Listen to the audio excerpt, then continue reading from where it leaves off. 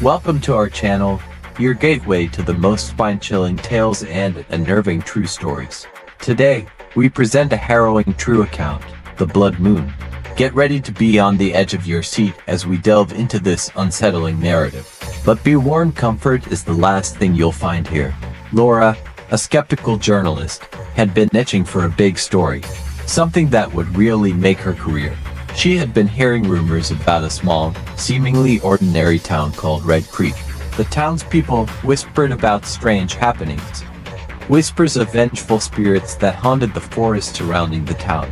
It was said that on the night of the blood moon, the spirits would rise from their graves and wreak havoc upon the town. Intrigued, Laura packed her bags and made her way to Red Creek. The drive was long and uneventful, the sun setting as she neared her destination. As she approached the town, she couldn't help but feel a chill crawl up her spine. The air was thick with anticipation, and she could almost sense the presence of something otherworldly.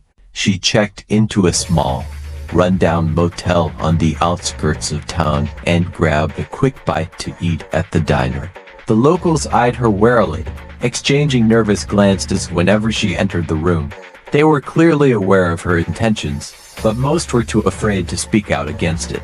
Laura ordered her food and began striking up conversations, careful not to push them too far. Over the course of the evening, she listened to their stories. They spoke of the forest, how it had been cursed by a witch long ago. They told her of the spirits that haunted their dreams, of the whispers that carried on the wind. They warned her not to go into the forest, not during the blood moon. But despite their warnings, Laura couldn't help but feel drawn to the mystery. The next day, the sky grew ominous as the blood moon began to rise. Fear and anticipation filled the air. Laura grabbed her camera and notepad and headed out to the edge of the forest. The trees loomed over her, their branches swaying in the eerie light. She took a deep breath, steeling herself against her own doubts. As she ventured deeper into the woods, the atmosphere became increasingly eerie and menacing. The air grew thick with a sense of foreboding. She could feel the eyes of the spirits upon her, watching her every move. But she couldn't help but push forward, driven by her curiosity and the desire for a good story. Hours passed, and the forest began to take its toll on her. The underbrush grew thick, making it difficult to navigate. Twigs snapped behind her, sending chills down her spine. She tried to convince herself that it was just her imagination, but the doubt only made it worse. Finally, she came across a small clearing. In the center, she saw a ghostly figure. It was a woman, dressed in a long, tattered dress. Her hair flowed freely around her, and her eyes glowed with an otherworldly light. She raised a ghostly hand, beckoning Laura to approach. Fear gripped her heart, but curiosity compelled her forward. As she drew near, the woman spoke in a raspy, otherworldly voice. "You shouldn't be here," she warned. "The spirits are angry. They're looking for someone to take their anger out on." Laura swallowed hard, her heart racing. "I am a journalist," she stammered. "I'm just here to find out the truth." The woman looked at her sadly. "The truth is, there is no truth. The spirits have been here long before any of us, and they will be here long after we're gone. They only want peace. They don't want to hurt anyone." Laura didn't know what to say. She couldn't help but feel a pang of sympathy for the spirit. But she also knew that she couldn't turn back now. She had to find out the truth. Can you show me more?" she asked, her voice trembling. The spirit nodded, gesturing for her to follow. They continued deeper into the forest, the spirits growing bolder with each step. They led her to a small clearing, where the spirits of the forest danced around a roaring bonfire. Their eyes glowed with an otherworldly light, and their cries filled the air. As she watched, a sense of awe and reverence washed over her. Despite their terrifying appearance, there was a beauty to their ritual, a connection to something ancient and primal. It was then that she realized the truth. The spirits weren't angry, and they didn't want harm. They were simply lost souls, trapped in a cycle of fear and violence. In that moment, she knew she had to do something. She had to help them find peace. She approached the spirit who had been leading her and spoke with her privately. Together, they came up with a plan. They would perform a ritual to help the spirits find their way to the afterlife, to finally find peace and rest. The next day, as the sun rose on the horizon, Laura gathered the townsfolk in the center of town. They were nervous, but hopeful. They listened as she explained what she had seen and learned, and they agreed to help her. Together, they performed the ritual, chanting and dancing around a makeshift bonfire. They sang songs of love and loss, of hope and redemption. As the flames grew higher, the spirits began to appear, drawn by the music and the light. They danced with the townsfolk, their ethereal forms weaving in and out of the mortal world. And as the final notes of the ceremony faded into the night, Laura could see that the spirits were finally at peace. They vanished into the darkness, their spirits finally free to find their way to the afterlife. In the weeks that followed, the townspeople of Red Creek began to talk about the ritual, about how they had helped the spirits find peace. They were no longer afraid, and the strange happenings ceased. Laura's story made headlines around the world, launching her career as a journalist. But she never forgot the lesson she had learned that night in the forest. Sometimes, the truth is more than just a story. It's a chance to make a difference. As Laura continued her investigation, the eerie whispers and faint rustlings of the forest only served to heighten her sense of unease. The deeper she ventured into the heart of Red Creek, the more she realized that the townspeople's superstitions were not unfounded. Everywhere she looked, she found evidence of those who had come before her. Bits of twigs arranged in sinister patterns, discarded candles, and even what appeared to be crude shrines made of twisted branches and human bones. The further she went, the more the forest seemed to close in around her, as if it were intent on trapping her within its dark, malevolent embrace. Despite her growing fear, she refused to turn back. Something about the mystery of the blood moon compelled her forward, drawing her deeper into the heart of the woods. Finally, after hours of wandering through the dense undergrowth, she stumbled upon a clearing. In the center of the clearing stood an ancient stone altar, covered in a thick layer of moss and vines. The air in the clearing was thick with an oppressive sense of foreboding, and she could feel the weight of countless unspoken secrets pressing down upon her. Cautiously, she approached the altar, her heart racing in her chest. As she ran her fingers along the cool, smooth surface of the stone, she noticed a series of symbols etched into its surface. They were unlike anything she had ever seen before, a strange and alien language that seemed to defy translation. Yet, despite their incomprehensibility, she could feel a strange tugging at her heart, as if the symbols were somehow calling to her. It was then that she noticed a small, worn leather book lying on the altar's surface. Carefully, she picked it up, her fingers tracing the faded embossed lettering on its cover. The book felt ancient, its pages yellowed with age and speckled with mold. She flipped through the pages, her eyes widening in shock as she saw the same symbols she had seen etched into the altar repeated over and over again, accompanied by what appeared to be notes and translations. As she began to read, she learned the terrible truth about the blood moon and the vengeful spirits that haunted the forest. Centuries ago, a group of settlers had arrived in Red Creek, driven from their homes by war and famine. They had settled on this land, unaware of the ancient powers that lay dormant beneath their feet. Eventually, they had stumbled upon the ancient ritual site, and in their ignorance, they had begun to desecrate it. Angered by their blasphemy, the spirits had risen up, exacting a terrible vengeance upon the settlers. In the ensuing bloodshed, only a handful of survivors had managed to escape, their minds scarred by the horrors they had witnessed. They had vowed to keep the truth hidden, to protect future generations from the wrath of the vengeful spirits. As Laura read, she felt a shiver run down her spine.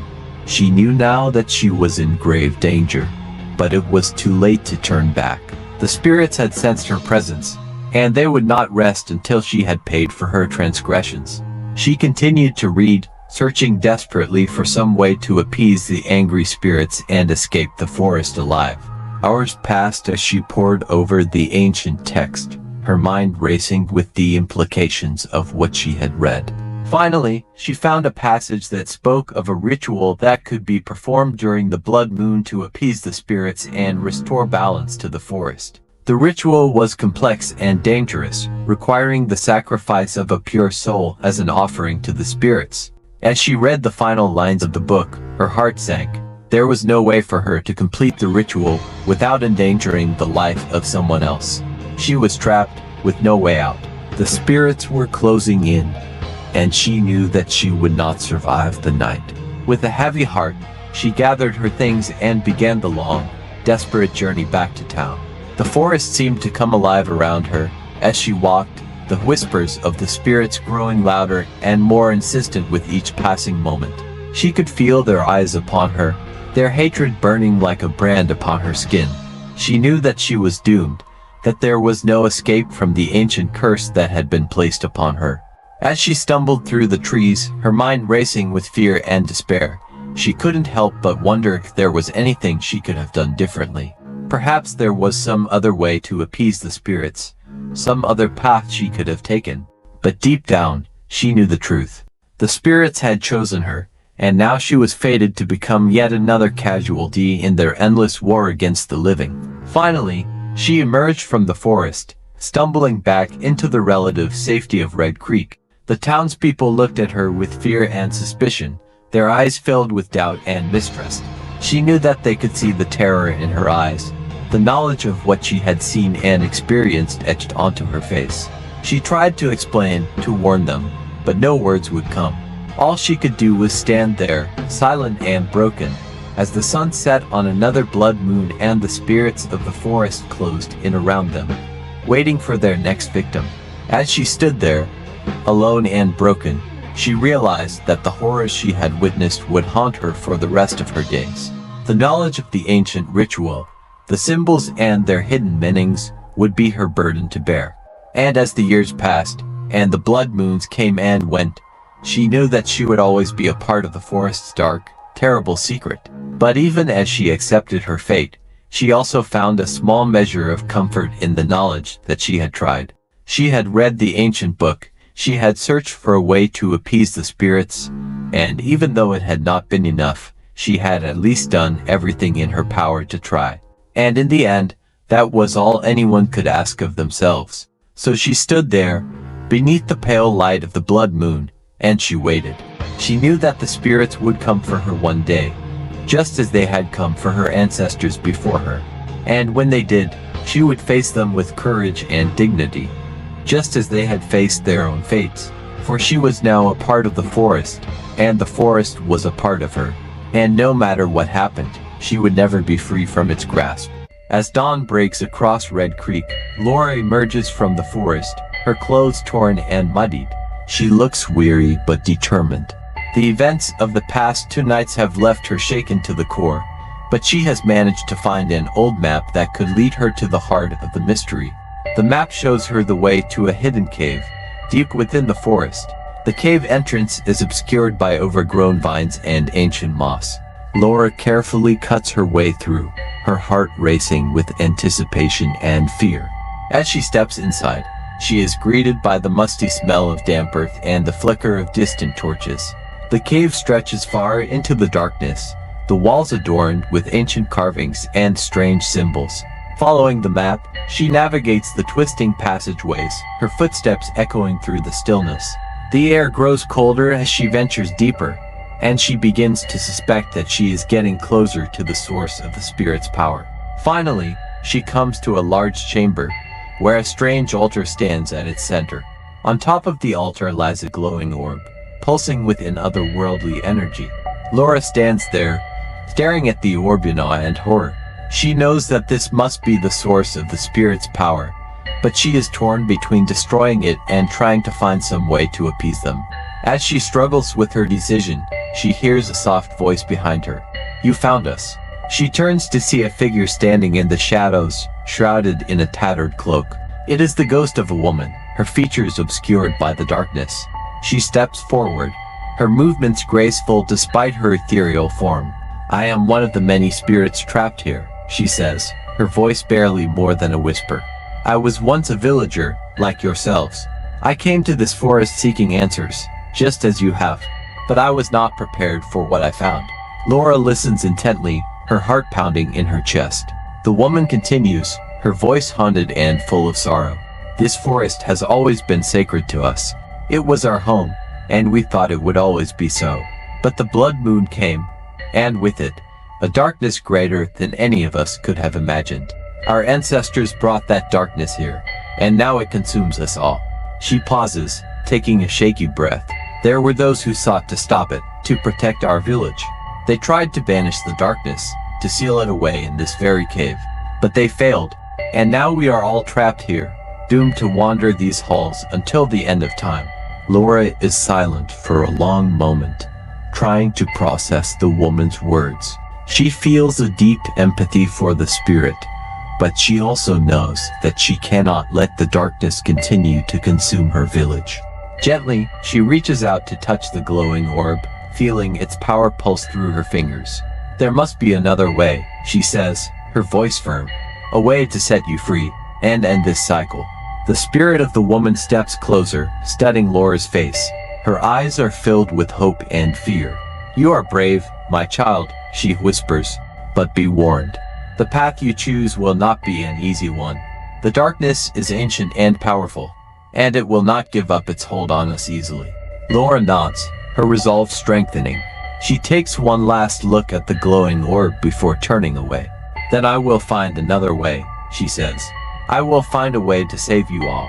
With that, she turns and begins the long journey back to Red Creek. As she emerges from the forest, she feels a new sense of purpose and determination coursing through her veins. She knows that the fate of the town, and the spirits trapped within it, now rests on her shoulders. But she is ready for the challenge, and she will not rest until she finds a way to bring peace to them all. As Laura emerged from the ancient ritual site, she felt a renewed sense of determination coursing through her veins. The knowledge she had gained about the blood moon and the vengeful spirits had not only made her more cautious, but also more resolute in her mission to end their curse. With the map in hand, she set off towards the hidden cave that was said to hold the key to their release. The journey through the dense forest was treacherous, but she pressed on, driven by a combination of curiosity and the need to protect her newfound home. The air grew colder and a thin layer of frost began to form on the leaves as she drew closer to the cave. The eerie silence that had permeated the forest since the blood moon's rise now seemed to intensify, as if the very earth itself held its breath in anticipation of her arrival. Finally, after what seemed like an eternity of navigating through the dense undergrowth, she emerged onto a small clearing that led to the entrance of the cave. The entrance was shrouded in shadows, and a sense of foreboding weighed heavily upon her. She steeled herself, taking a deep breath before stepping inside. The cave was cold and damp, with a low ceiling that forced her to crouch as she made her way deeper. The flickering light of her lantern danced across the walls, casting eerie shadows that seemed to come to life before her eyes.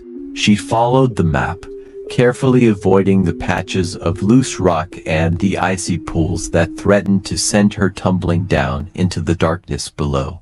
As she ventured deeper, the air grew thick with the scent of mold and rotting leaves, and she could feel the weight of history pressing down upon her.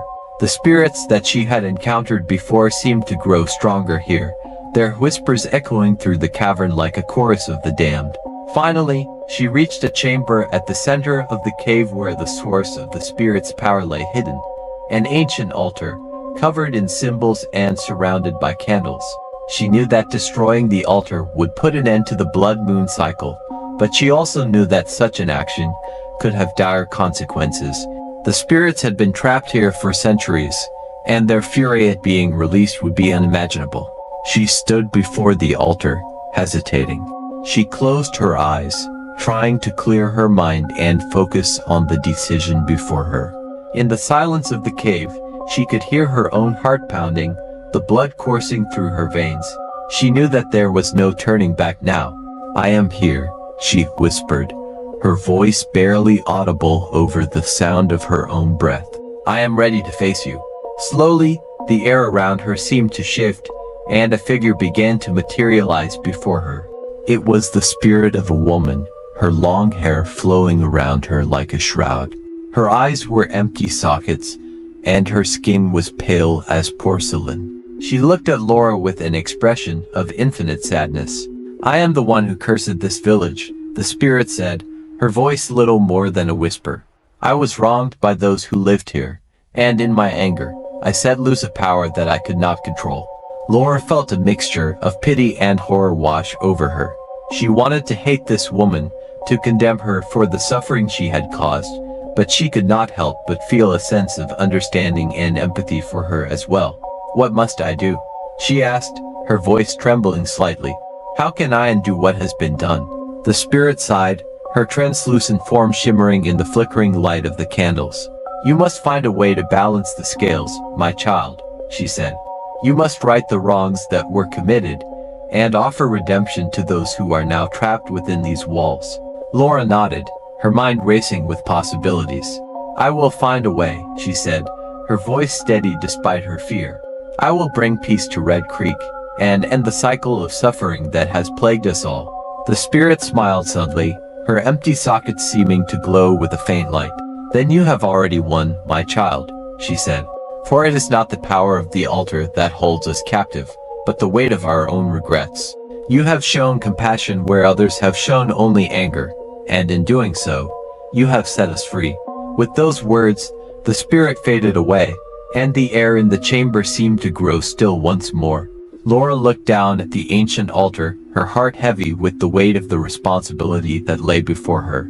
But she knew that she had been given a second chance, and she was determined not to waste it. She reached out, her trembling hand hovering above the altar. For a moment, she hesitated, bracing herself for whatever might come next.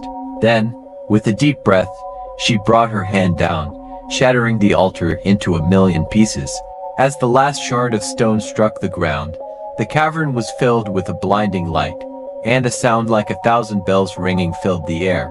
When the light faded and the echoes died away, Laura found herself back in the village square, surrounded by the villagers who had once been trapped within the spirit's curse.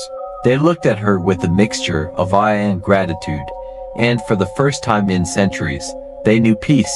Together, they began to rebuild their lives, repairing the damage that had been done and forging a new future free from the shadows of the past. And as they worked, they never forgot the lesson that Laura had taught them, that even the darkest of hearts could find redemption, and that the power of compassion was greater than any curse or spell.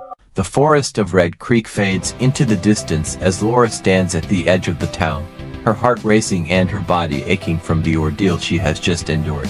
It's been 3 days since she emerged from the woods, and she can barely recognize the place as her hometown. The once peaceful village now feels tainted, as if a dark shadow has fallen upon it. She takes a deep breath, trying to steady her nerves, and begins to make her way back home.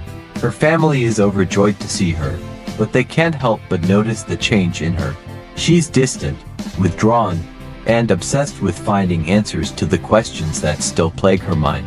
Her parents try their best to get her to talk about her experiences, but she pushes them away, unable to put into words the horrors she has witnessed. They decide to give her some space, hoping that time will help her heal. Laura spends most of her time alone in her room, going through the notes she took during her investigation and trying to piece together what happened in Red Creek. She becomes obsessed with proving that the supernatural exists, and she begins to scour the internet for information on other cursed places around the world.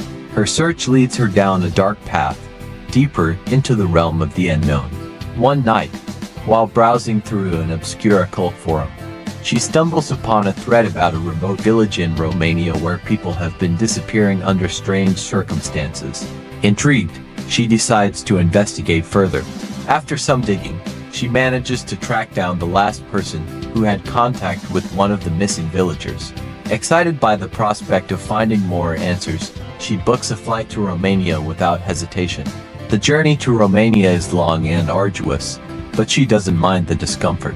All she can think about is uncovering the truth behind the disappearances. When she finally arrives at the village, she is greeted by a group of suspicious locals who eye her warily.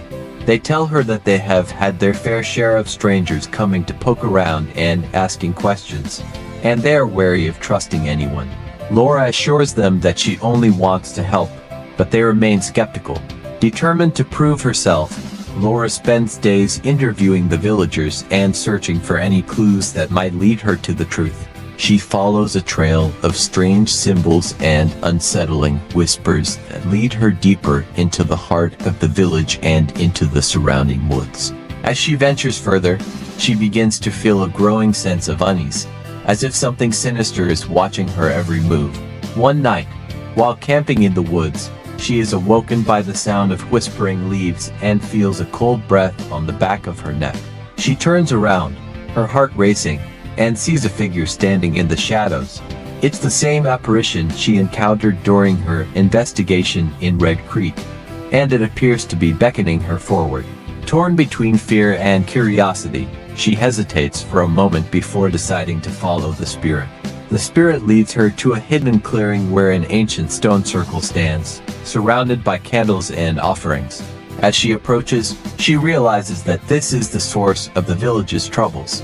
The spirit explains that once every 100 years, a ritual must be performed at this site to appease an ancient deity that has been angered by the actions of mankind. If the ritual is not performed, the village will suffer the consequences. Laura listens to the spirit's tale with growing horror, realizing that the fate of the village rests in her hands. She spends the rest of the night debating what to do. Should she try to perform the ritual herself, despite knowing nothing about the ancient customs and rites? Or should she find a way to stop the cycle, even if it means condemning the village to further suffering? As the first rays of dawn break over the horizon, she finally makes a decision. Gathering her courage, she begins to perform the ritual, hoping against hope that she's doing it right. As she completes the final steps of the ritual, a sudden calm washes over her. The spirits of the village appear before her, their eyes filled with gratitude and relief. They tell her that she has saved them, and that the curse has been broken. With their blessing, she returns to her hometown, determined to live her life to the fullest and to never again ignore the warnings of the supernatural. But deep down, she knows that the world is a dangerous place, and that there are forces at work beyond the understanding of mere mortals. And so, her journey continues. Laura's new life as a paranormal investigator began with a single, fateful phone call. It was a woman named Lily, who had just moved into a haunted house in the middle of the night. She was terrified and desperate for help. Laura, eager to prove herself and to continue her crusade against the darkness, jumped at the opportunity. The house, located in the heart of a small town, was an imposing Victorian mansion with a long, sordid history. The locals spoke of it in hushed tones, as if its very presence threatened their sanity. As Laura arrived, she could feel the weight of its malevolence pressing down on her shoulders. She introduced herself to Lily, a frazzled woman in her late 30s with dark circles under her eyes. Lily led her through the house, pointing out the various strange occurrences that had been plaguing her since she'd moved in. Footsteps in the attic, whispers in the night, and objects mysteriously moving on their own. As they explored, Laura's senses were overwhelmed by the atmosphere of the place. The air was thick with an unnatural chill, and the shadows seemed to shift and twist, as if alive. She began to feel a strange tingling sensation at the nape of her neck, as if someone was watching her. The investigation led them to the attic, where they discovered a hidden room lined with dusty tomes and ancient artifacts. A strange, pulsating energy emanated from a large, ornate chest in the center of the room. As Laura approached it, she felt as if she were being pulled in by an invisible force. With shaking hands, she lifted the lid of the chest, revealing its contents. A collection of human bones arranged in a grotesque pattern. In the center of the pile lay a small, jewel-encrusted dagger. The room seemed to grow even colder as a chill ran down her spine. "This is the source of the haunting," she whispered to Lily. "Someone used this dagger to bind a powerful spirit to this house.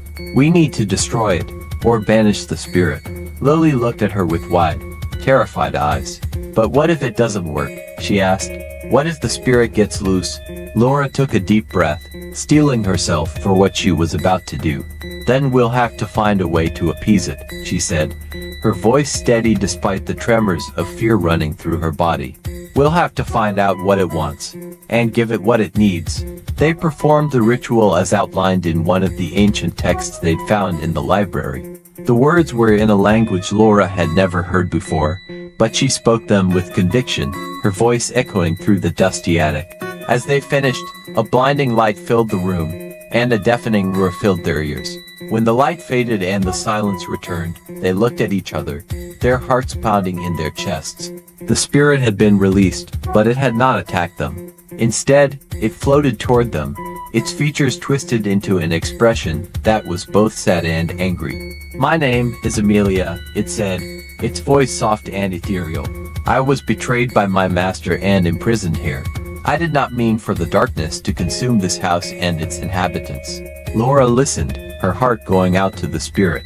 She knew that Amelia had suffered, and that she was not evil. She looked at Lily, who was trembling with fear, and then back at the spirit. "We can help you," she said.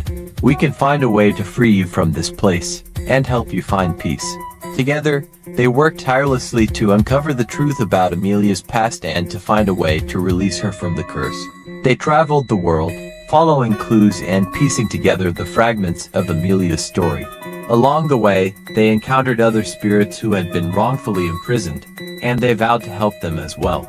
Finally, after months of searching, they discovered the location of Amelia's master's lair. It was hidden deep within the heart of a volcano, and guarded by powerful demons. But they were prepared. They had gathered allies among the spirits they had freed, and they had honed their skills as paranormal investigators. As they approached the lair, the demons attacked them in waves, their screams echoing through the fiery chambers. But Laura and Lily fought valiantly, their newfound skills proving invaluable. In the end, they managed to defeat the demons and confront Amelia's master. The confrontation was brief and brutal. The master, a cunning and powerful sorcerer, tried to reason with them, claiming that he had acted out of desperation and that he had never meant for the curse to harm anyone. But they would not be swayed. They demanded that he release Amelia from the curse, and when he refused, they fought him with all their strength. In the end, they emerged victorious. The curse was broken, and Amelia was free to move on to the afterlife.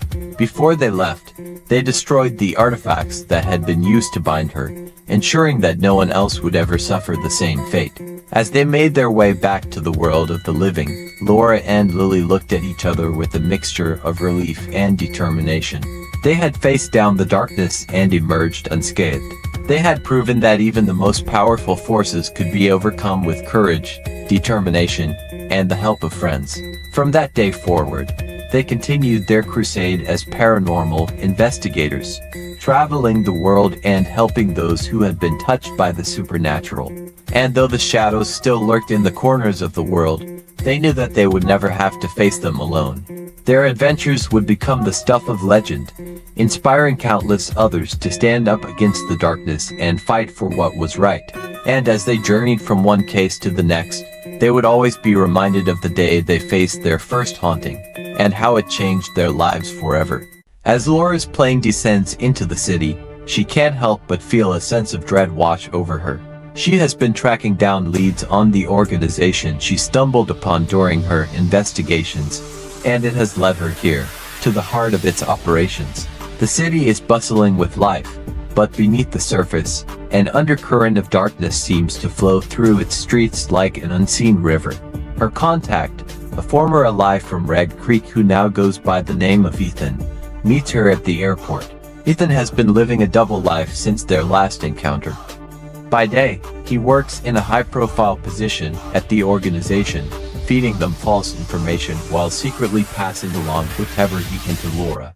It's a delicate balance, but one that Ethan seems to have mastered. After checking into a discreet hotel, they meet up at a secluded park for a late-night stroll. Ethan fills Laura in on what he's been able to find out about the organization's plans.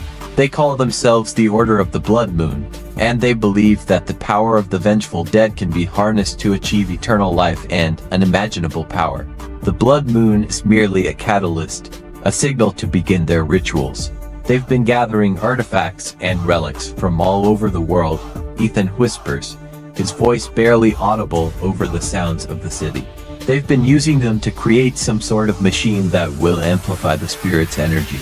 Once it's complete, they plan to use it during the next blood moon ceremony. Laura's heart pounds in her chest as she processes this information. And the ceremony is when? She asks, already knowing the answer. Ethan glances at his watch, his expression grim. 5 days from now. They spend the next few days planning their attack. Ethan has been able to gain access to the location of the Order's secret lair, a sprawling underground complex hidden beneath one of the city's oldest cemeteries.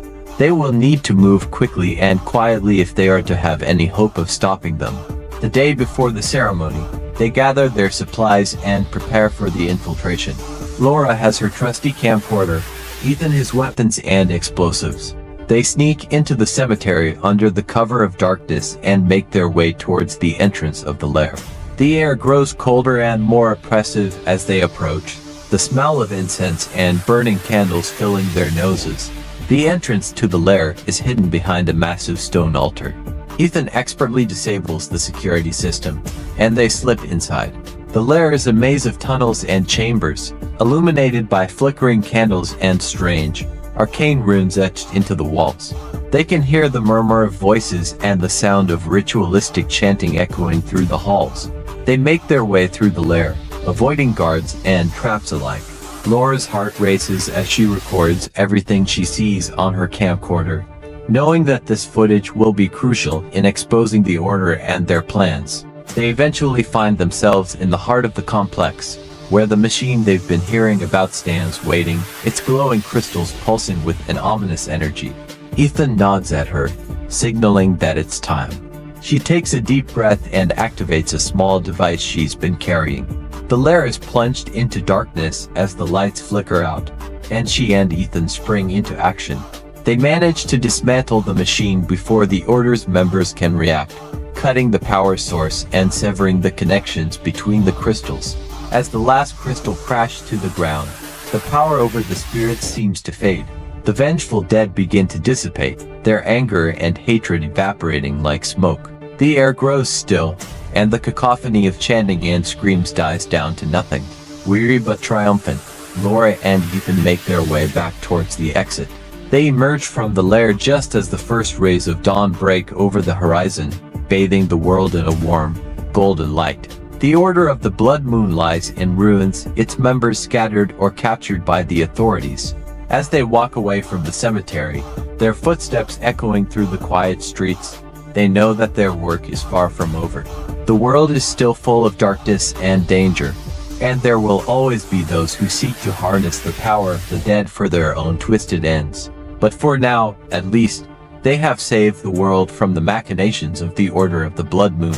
It had been 5 years since the events in Red Creek. Laura, now renowned paranormal investigator, had traveled the world, uncovering the truth about the supernatural and fighting against those who sought to harness its power for their own nefarious purposes. Her journey had taken her to places she never could have imagined, from haunted asylums to ancient ruins hidden deep within the Amazonian jungle.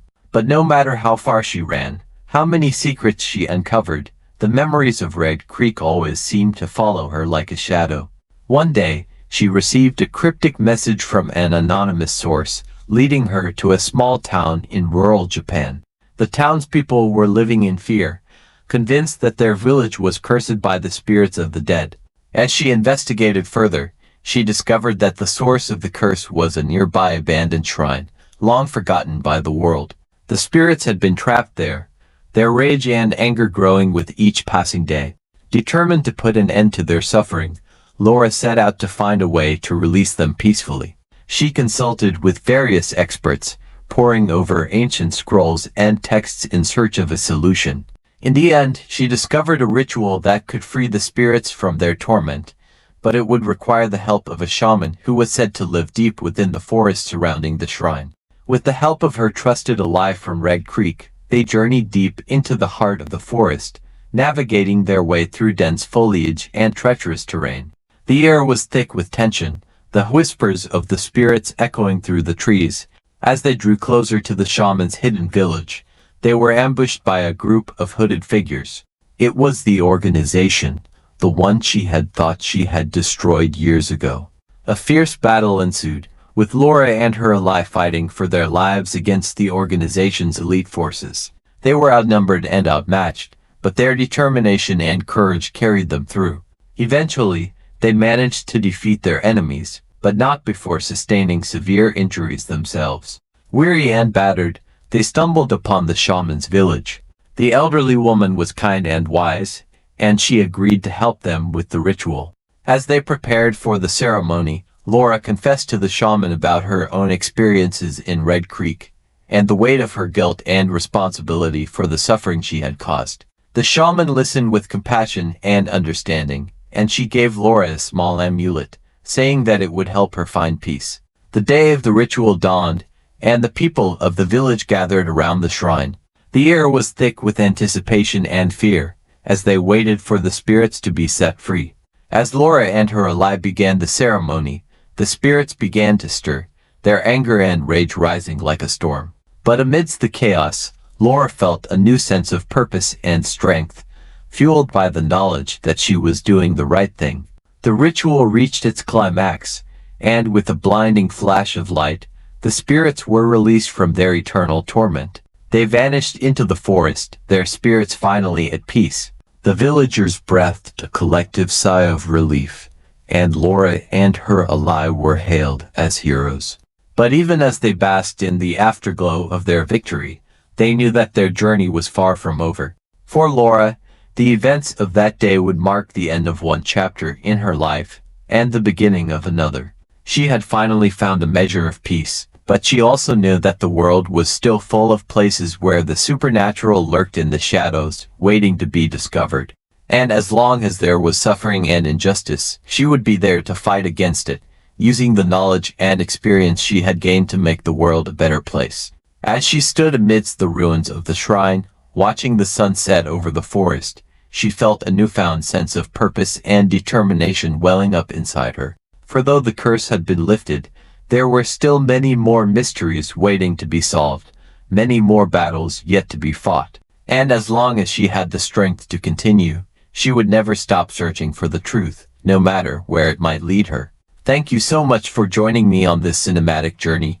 If you enjoyed this video and want to see more like it, don't forget to hit that like button and subscribe to my channel. Have you experienced a spine-chilling horror that left you trembling? Share your terrifying tale with us by emailing nightmarenetwork@hotmail.com, and we'd be thrilled to feature it on our platform. Until next time, happy movie watching.